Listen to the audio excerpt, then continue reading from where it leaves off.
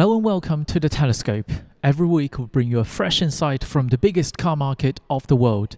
Today's car is not the Volkswagen T4 in the background, but is the Zeekr 009.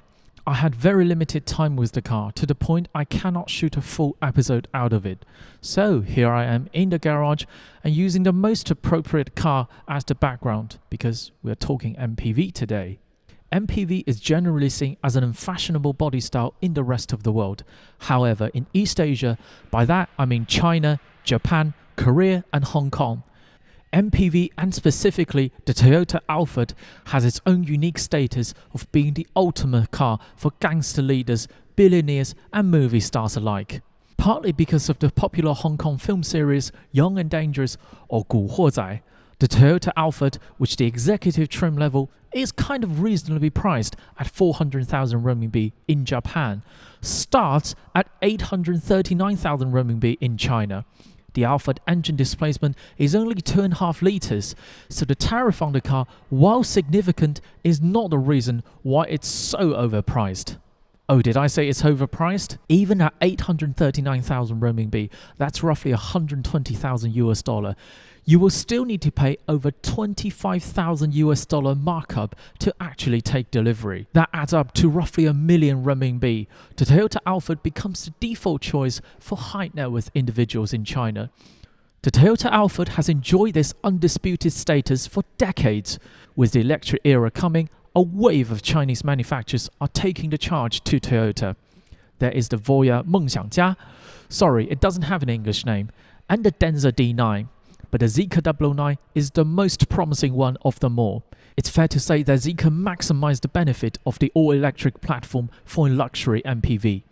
It's not cheap, starts at $72,000, but when you compare it to the Toyota Alphard, it's half the price.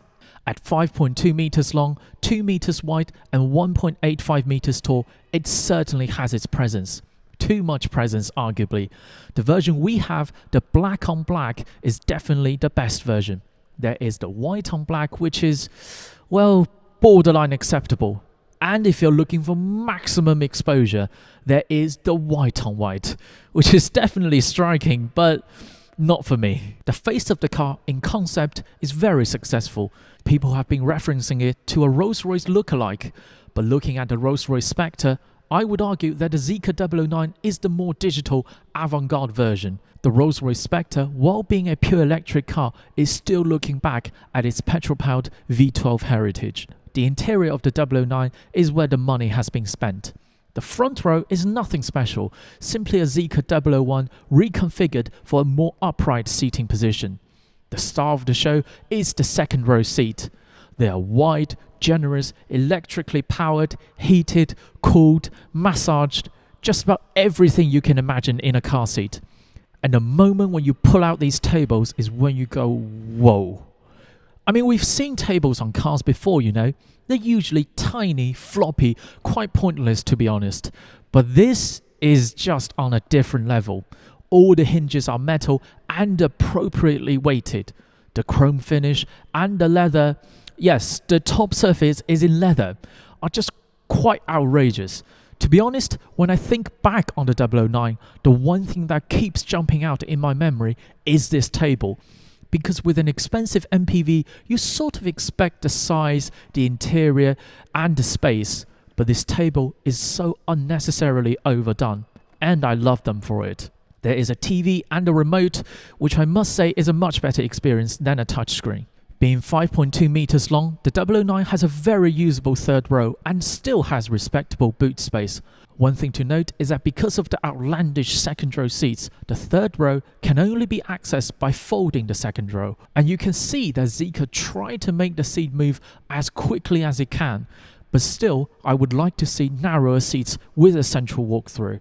The current layout means, on the move, the third row is completely sealed away. The performance of this car is my biggest dislike. How should I put this? During the presentation, the manufacturer representative talked about why it is necessary for an MPV to have 544 horsepower. Yes, you hear that correct. This car has two motors, 544 horsepower, and 4.5 seconds to 100 kph. in a 2.8-ton massive SUV. I mean, I used the word massive to describe the Neo ES8, but this is even bigger than that. So what is bigger than massive? Gigantic? Ginormous? Of all the cars that need performance, a ginormous MPV is not one of them. I mean, during the whole day, I did not even use probably a third of its available power, not because of the car, but purely because that sense of responsibility that I'm driving 3 other people with me. And when you brake hard in this thing, yes, I know it has excellent brakes, I know it will stop, but that sense of 2.8 ton bearing down on you is straight up terrifying. If you don't want to be terrified, fine, just drive slower. The 009 will have a single motor version with 270 horsepower. Some simple calculation tells me it can still accelerate around 8.5 to 9 seconds, which when you consider it doesn't need to change gear and has no lag whatsoever, is perfectly fast enough, and it will have an even longer range. The current twin motor version is rated at 702 km CLTC. That's about 575 km WLTP and about 315 mile EPA on the base 116 kWh battery. Yes, that is the base battery. For an extra $12,000 you get a whopping 140 kWh battery, and range is now rated at 822 km CLTC. That is only 27 kilometers shorter than the single motor Mercedes EQS 450, and this Zeekr 009 is twin motor. Removing one motor, you get at least 8 to 12% additional range. So even in the most demanding weather, you're looking at 500 kilometer solid highway driving at 120 kph. And the chances of 6 hours continuous driving without one of the 7 people on board needing to visit the restroom is low. The 009 is on air suspension, and I'm happy to report that the ride is not uncompromisingly soft.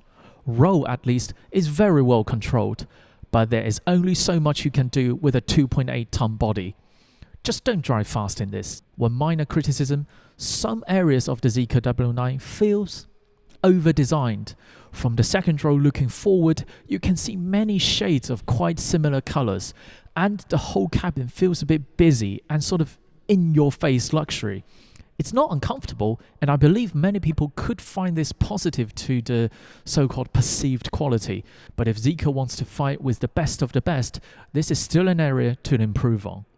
After driving the 009, I think even for the die-hard fans of the Young and Dangerous, it would be hard to ignore this car over the Toyota Alphard. It is bigger, more luxurious, better equipped, modern, and in just every measurable way, a much better car. And of course, it is unnecessarily faster. The only hurdle left for Zeekr 009 is to show up in a film as cool as the Young and Dangerous. That is a once-in-a-generation chance, because arguably it's not the car but the cultural influence that gave the Toyota Alphard its crazy status. But the car itself, it's fine. Just buy the single motor version. That is all from the Telescope today. If you enjoyed this video, keep watching, keep subscribing. More videos coming along very soon.